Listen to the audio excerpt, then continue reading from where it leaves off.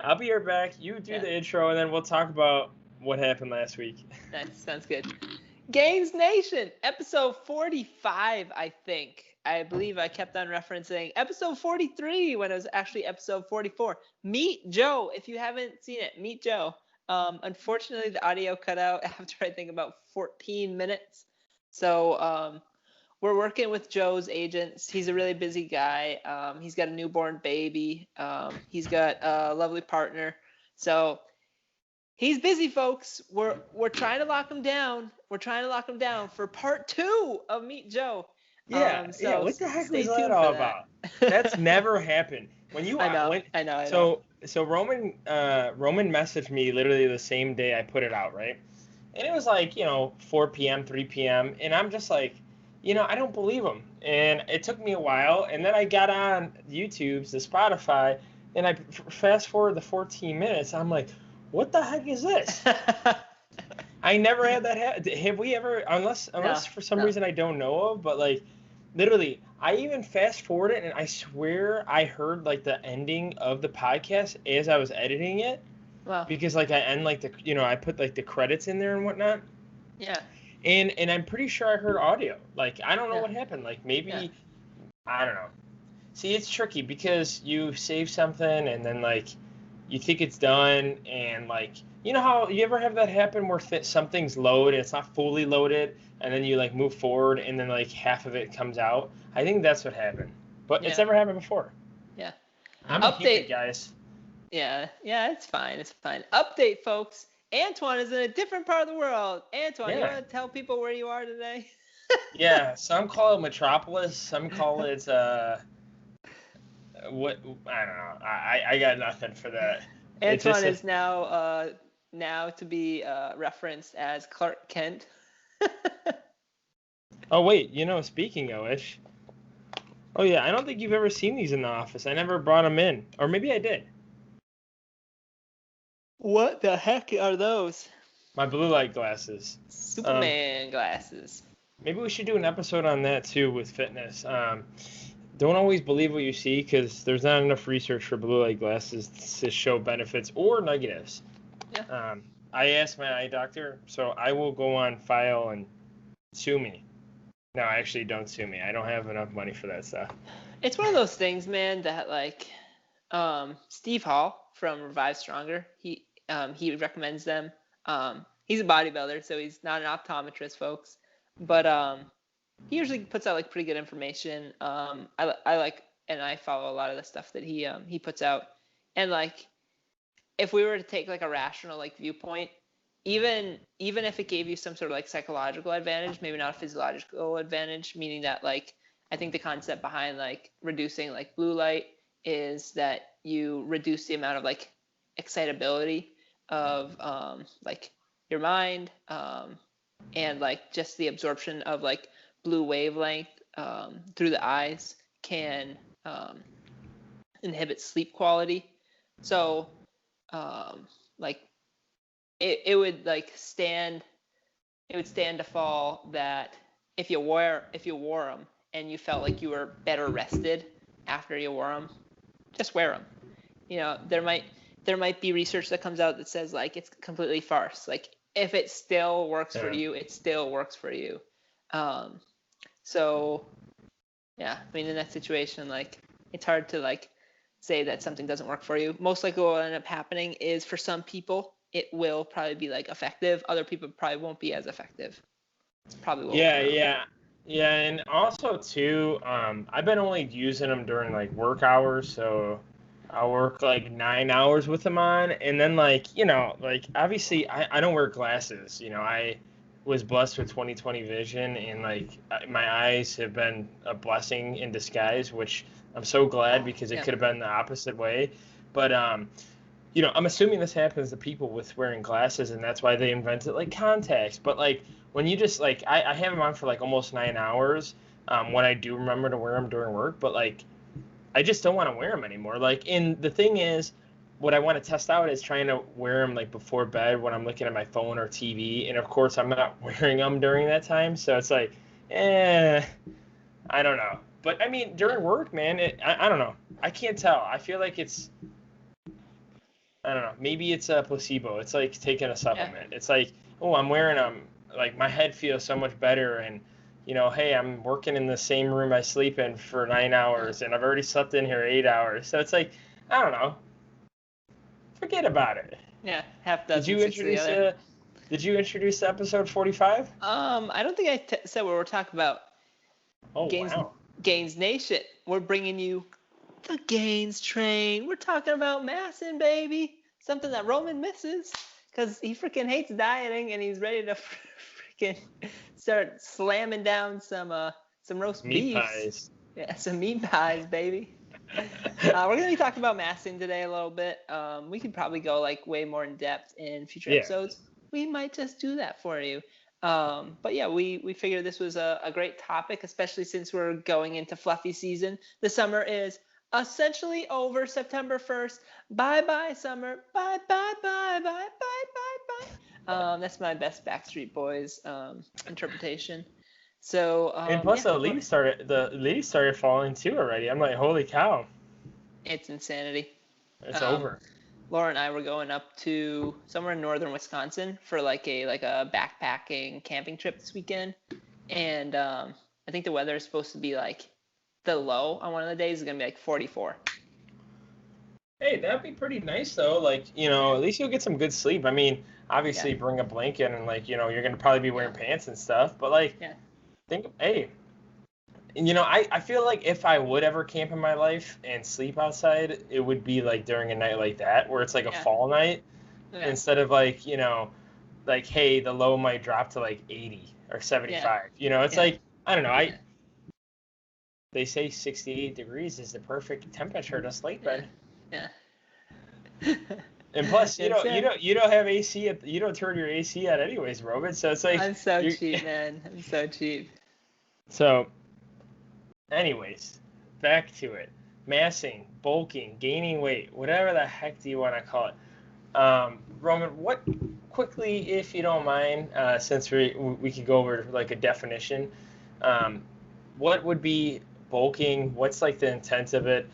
And then like what's the overall goal of bulking? Why do people bulk in the first place? Even if you're, we'll talk about powerlifting and bodybuilding, but go ahead if you want to take out that little description or definition real quick. Yeah, absolutely. So bulking would be used by somebody that is looking to gain an appreciable amount of muscle mass. So they would intentionally eat in a caloric surplus so they could gain said muscle mass. That being said, it's also important to note that you will gain some adipose tissue, some fat along the process. I've lived it now for quite a while. So first year that I was bulking, I started at like 135 pounds as an absolute stick, complete twig. And I bulked up to about 158 pounds. And then over the next let's see, October, November, December, January, February, March, April. The next 7 months, I gained about 13 pounds. I was looking a little fluffy, so I maintained for about a month or two. And then I've been on like a little bit of like a mini cut, a little bit of like a diet. I'm pretty much over. I'm over it right now. I think I could like push the body comp a little bit more. There's a little bit like more definition I'd like to see. But I would like my main style of dieting was just like not eating, which is like not good at all because I like didn't plan it out and I was like living like at home with like my mother and my brother for a month. So like I pretty much just like didn't eat and they're vegetarian. So like whenever I ate, it just like didn't go super well. So I'm like a little beat up from it, to be honest with you. So probably looking to maintain for a month or 2 months before. Were you cutting some weight during that time since like you probably weren't eating? Were you eating sufficient enough calories or were you just? No, absolutely not. So what are you at right now? I have it between like 154, 155 right now. Oh, wow.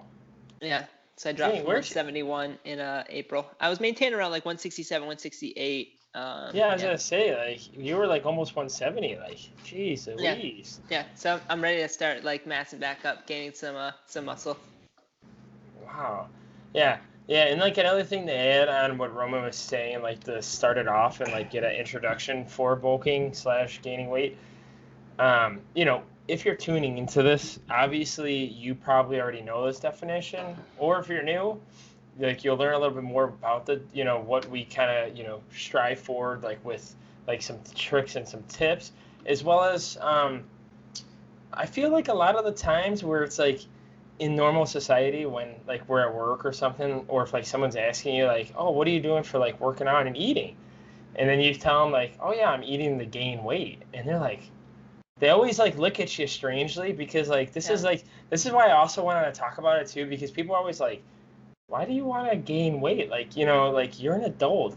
The the the idea is you gain weight, you like become unhealthy. So that's like another reason why I wanted to bring this up to you, Roman, about like this episode, because like I feel like the connotation within like bulking in like general like idea of talking it to normal society per se, like or people who don't really know about too much about fitness, and they're just like in it to like stay healthy, lose weight type deal. They just don't ever understand it, and it's always so Yeah. funny. So Yeah. Yeah, no, definitely. It's context dependent. So if an individual is like overweight, meaning like body fat percentage was like approximately like 20% or greater, for a male, you'd probably have some like your like upper chest area would have like a considerable amount of like adipose tissue of like fat. You'd have moobs essentially. You'd have like a little bit of a gut, but nothing like too crazy. You definitely wouldn't be able to see like any type of like abdominal definition. You'd have some like nice meaty like love handles, that kind of thing. I think you're gonna say Um, nice meaty glutes. yeah. So if you were around there, I would say like probably better to do like a maintenance diet into like a quick mini cut back into like a maintenance diet type situation. So this would be more for people that are probably like somewhere around like 15% body fat or like below. Hmm. Um, 15% body fat, like this is just like the general like number that's given is you can see some like abdominal definition coming in when you flex your abs. So if you can't see your abs and you're flexing them, you might be a little bit over that. This is like it's totally subjective and it's not accurate at all. But it's just like one of those like quick and easy things to like think about or go to. Um, if you're in question about like whether gaining like could be healthy, it might be like prudent to talk to like a sports physician just to get their opinion, because like one of the things that they should do is like check your like your blood levels, check like your cholesterol, like how's your cholesterol looking, do you have a family of like high cholesterol, um, how is your blood pressure looking, do you have a family of high blood pressure, like Yeah. those are things that can tend to creep up on you on like a massing phase, and sometimes like that's okay and like it's well within like the physiological limits, and like especially if you like understand the risks and you're like moving towards your goal of like muscle gain, like muscles help to keep you strong, they help to keep you young, they help to keep you like mobile, moving.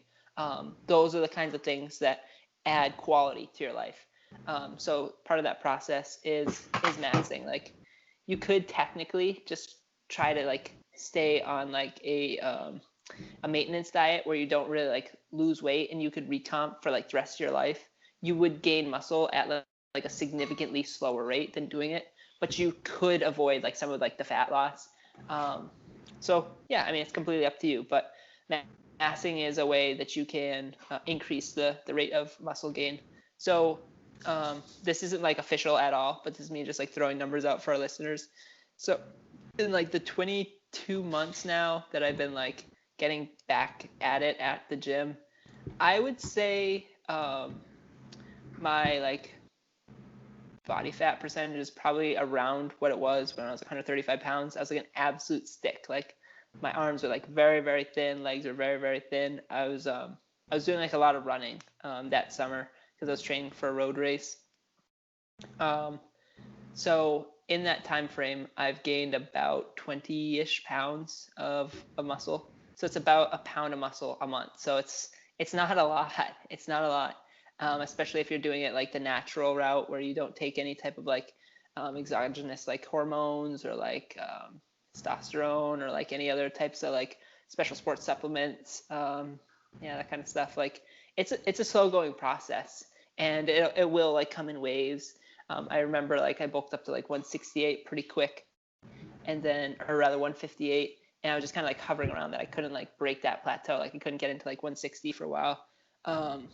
Yeah, that's essentially like what massing looks like. We can also talk about like what a reasonable like rate of gain would look like. Do you have any like anything that you'd like to add to that, Antoine? Yeah, so the only other, like, the couple things I would say to add is, you said 15%, like at the start of this. I would maybe raise it a little bit for women. I think. Oh yeah, Yeah, absolutely. yeah. I think it's okay. Like, say if they're like 18% and below, I think bulking might be a little bit better because generally women hold fat, higher percentages than men. So that's why I was Yeah. just. I would even maybe, I don't know, maybe, I don't know, 18, 19, 20%, something like that. I think sorry, that was like very like that was very Sexist. male. Yeah, that was very male centered of me. So females will like hold body fat a little different than males, and like genetically it's gonna be different person to person. But there's enough evidence, to my understanding, that we can say like generally these are like the certain patterns. I think RP says that if you're like, for females, if you're in the 20 to 22% range, even, then you're like okay Yeah. to mass. If you get up into like the 30% range, I think for women, that's when you want to start to be kind of weary. So once again, it's like it really comes back down to like the gut. Like, what if like just put your hand on like your gut? Like, are you able to only pinch like an inch or less of that? Like you're okay to mass, as long as like you don't have any type of like pre-existing conditions where like gaining weight slowly but steadily could like cause any type of like potential like health risk like that. Once again, if you have that kind of condition, make sure you pass by your sports like physio or like a sports center doctor, because your GP might not understand like massing, gaining like at all. They might say like the amount of muscle tissue you have is like sufficient. But if you want to do like CrossFit, if you want to do like strong woman, strong man, if you want to do powerlifting, like bodybuilding even, there's some female bodybuilders that I follow. You need to gain muscle to be able to do those sports. You absolutely have to be successful in those sports. So I would say if and there's like different tests you can run. You can get like calipers, and you can look up online like how to use the calipers. Once again, like the percentage isn't like something that like you wear around as like a badge of honor. It's more of something just to keep like in mind. It's like so funny, like bros talk about like body fat percentages as like, yeah, kind of like that badge of honor, but it's more of just something to keep in mind of like thresholds of like for example, when I was like going into my mass, when I got up to 171 pounds, I looked at myself and I was like thinking like, I think I let it go like a little bit too long. I got a little bit like over fat, and that's okay because I got like strong as hell in a short period of time. So That's what we call dirty bulk. yes. So I realized that I just had to like cut it back down, so that I could gain back up again. And that's exactly like what I've been doing. It takes time. It doesn't happen overnight. Yeah, another thing too to add, for the blood work, obviously what Roman was saying was awesome. The only thing I wanted to add to that too is just like maybe get your blood work before and after. So like let's say if you're taking a mass phase, bulking phase for 6 months, 7 months, a year, whatever the case may be, maybe just do it before and after. We usually say like we give the general recommendation. Obviously, we're not doctors of like getting your blood work like once a year, but it's not maybe if you're starting like say maybe if you bulked until December, January you're gonna start cutting. Like maybe like check your levels, or even if you cut to December, like started bulking in January, whatever the case may be. Like maybe use that as your yearly checkup where it's like you're at two different body types, and then like see like if you got up to that weight that you wanted to get to while you're massing, maybe check if you're still healthy, still got everything right, just as you were as that weight 10, 15 pounds lighter, just get that double check all the time. That's why I want to make sure, like you said it, but I'm assuming that's like what you meant to as well. So Yeah, absolutely, absolutely. So let's talk about like rates of gain. Does that make yeah, sense? Transition to. So I yeah, think this can be like used for like men, women alike. Anyone that's looking to mass, you can use these like ratios or these percentages, and it should reign pretty true.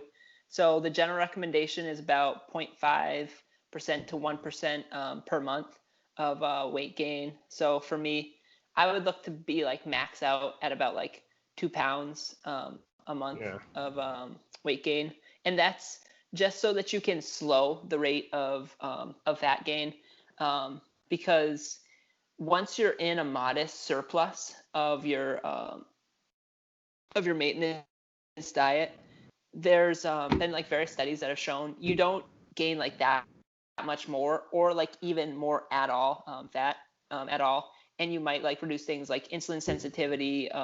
You might increase things like your blood pressure, your LDL, like particle levels, all that stuff. So really, it makes like no sense to do like this crazy like dirty bulk.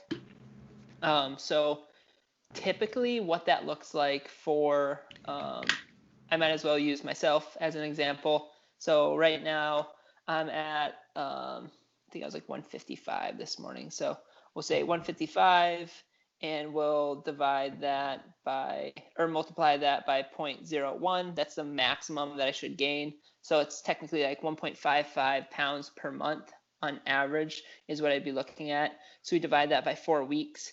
I'd be looking to gain about a half a pound a week. So what does that look like for me? Half a pound a week, we're looking at in excess of 1,750 calories, because approximately a pound of I think both fat and like muscle is 3,500 calories. So 1,750 calories of surplus over the week. So 1,750 divided by 7 equals 250. So I would probably give myself a 200 to 300 calorie budget. And then, so that's what the surplus is. Now we have to calculate what the maintenance is. My prior maintenance was around 2,700, 2,800 calories with a buffer of about 100 calories. So I would probably say my maintenance was between 2,700 to, let's say, 2,900. It's probably dropped a decent amount since then. So I would guess I'm probably closer to maintaining around 2,500, 2,600 calories. So I'd pick right in the middle there, 2,550, and I would maintain for a month. So I would allow myself to eat anywhere between 2,400 50 calories each day and see what your weight fluctuations look like. Originally, you might do some of this, but then it should be pretty stagnant and not change all that much. Like if you had more than like a pound fluctuation as like a 155-pound male or female, that would probably be like quite a bit. It would be important to make sure that like your tracking is on point. So once you've found out what your maintenance calories are, once again, for me, let's say it's around 2,550, I'm going to add that 200 to 300 to that 2,550 number. That's right in between.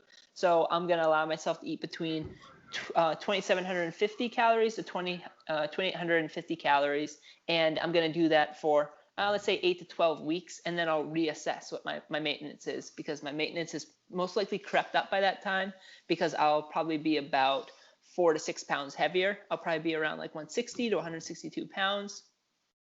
And at that point, there will be some shifts because I have increased amounts of both adipose and muscle tissue that both require higher rates of energy. So around that time, you'd probably see a plateau and you wouldn't be able to gain anymore. So you'd be like, why am I plateauing? Well, it's because you've gained an appreciable amount of tissue. So you need to feed that tissue so that it grows.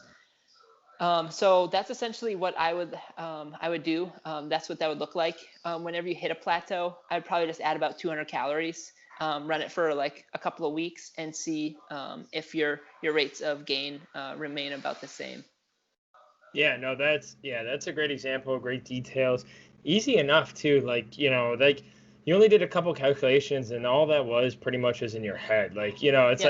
it's like pretty darn easy. And then like, if you need help like with those calculations, like let us know. Like we could give you like kind of a sample of what that would look like. Also too, what Roman was mentioning earlier about like the percentage, like obviously like once you're massing, like you're gonna gain some adipose tissue, and you might get some fat. That's like part of the process, because you can't put on all muscle when it comes to like being a natural lifter, throughout like fitness. Another thing too is Roman did mention like like how many pounds of muscle he might have like gained, how many pounds of muscle here and there. Another big important topic I kind of wanted to go over before we end this, Roman. It doesn't have to be too long because man, like I said, we could go about this like on and on all day. Yeah. But the idea of like people thinking like bulking is like something where you gain like 30 pounds and like one of our friends, it's like kind of like one of our main friends we talked to, and I said I was bulking from 191 to 200 by the end of the year.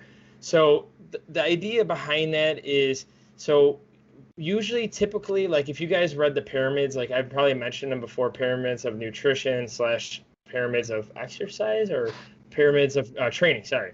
And pretty much they have like a pretty good like schedule, and they in 3DMJ like the team kind of goes over it, but like the length of training and like the amount of muscle mass you put on genetically slash like naturally, you won't like really effectively bulk if you do bulk like 20-30 pounds within like 10 years of training, or what I'm saying, like there's that limit in mind where you're just going to hit unhealthy, in a bulk as well as like a timely fashion, because like Roman mentioned earlier about like the 1.51, I think you said, pounds per month is like Yeah. a healthy like percentage and weight that like that Roman should be gaining for a bulk.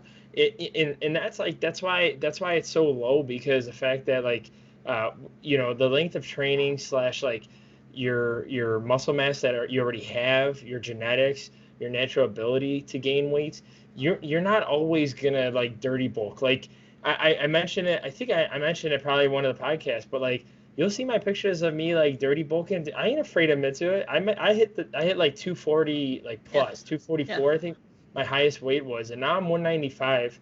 And like my goal for the end of the year, yes, it just started September. I'm still going like 200 by the end of the year. Yeah. And like I was like 190 or 189 to like 192 like all last year. So like sometimes like you don't need to always push the edge. Like I'm comfortable with all the muscle mass I've built, so like me pushing it to like 220, 230 is probably not like in my best manner, because like I want to look good. And like Yeah. if I can't perform, like yeah, it's like great to eat all that food, but like Roman was saying, like you go through plateaus where you're just like sick of eating that much food too. So like Yeah. that's why I wanted to throw it out there real quick. I don't know what your thoughts are real quick, on Yeah. that manner. Yeah. Absolutely. So, real quick, let's see. No, that's really good, buddy. And like you're I know definitely it's like it's right. I know it's hard because like Yeah. I just opened up a new topic where like you could Yeah. even talk about it for so much. Yeah. And no, you're right on, because like you'd be looking at like about a pound to a pound and a quarter gain per month. So like at 200 pounds, which is essentially like what you're looking at, like really you wouldn't want to see anywhere like more than like a 3 pound swing per month.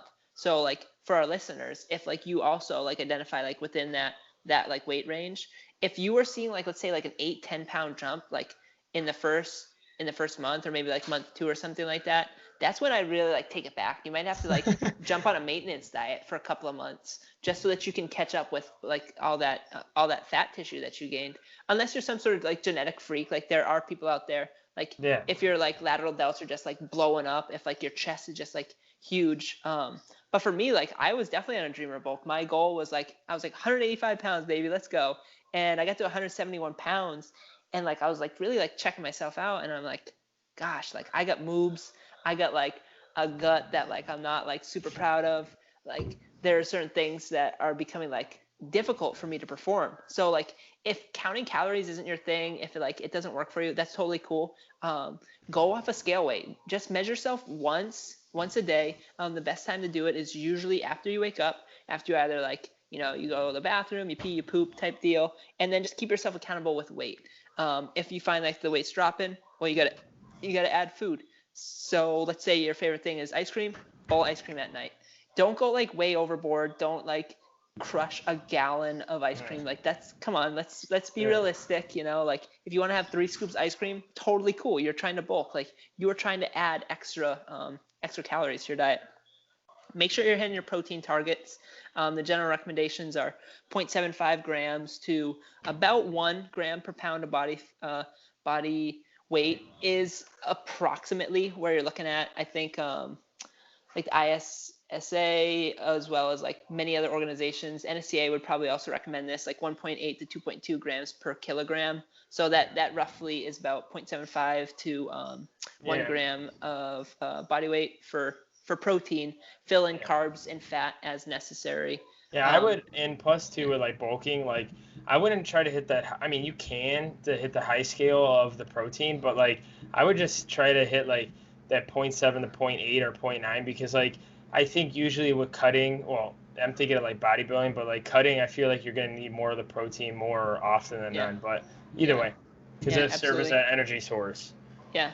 So that's like if you don't want to track, you're pretty much just like try to focus on, I would say like try to do 4 to 6 meals a day if you're not tracking. If you're doing like intermittent fasting, you got to have some big meals, and like your protein boluses have to be quite large. So you're going to be very, very, very, very full.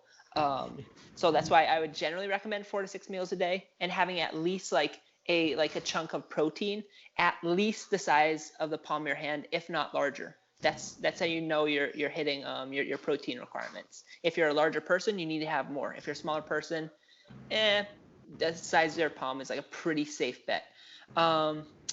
Benefits to massing: you get hella strong. So if strength is your goal, you are going to get crazy strong. You are going to, if you have plateaus, you're gonna bust through those plateaus. You're gonna freaking get huge. And if like getting huge is your goal, like boom, you're gonna hit that.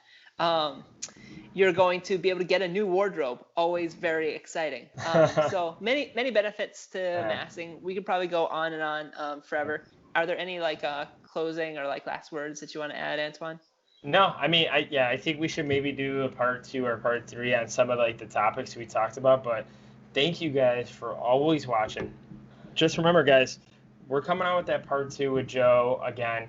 I just thought it wasn't. I thought it was pretty interesting that we decided to keep it up because hey, we don't want to miss out, and maybe we'll talk about that second half during that other time, or talk about something different. So Joe will be able to be back on episode 45 in the books, guys. We are now on Amazon Music and Audible. Let me know the feedback on there and see if you guys have any questions about that or any other platforms you guys want us to check out. But other than that, we're on Buzzsprout, Stitcher, Spotify, YouTube, Apple Podcasts, the podcast app. So many. All the sites. All the sites. So if you guys don't mind, just go ahead and like, comment, subscribe, follow on any of those. Gainz Podcast with a Z at the end. You'll find us. Don't even need to spell our names or anything, but make sure if you have any questions, reach us through us via Instagram, DM us through Gainz Podcast. Do whatever you need to. Message us on our personal ones, and then we'll see you on that next one.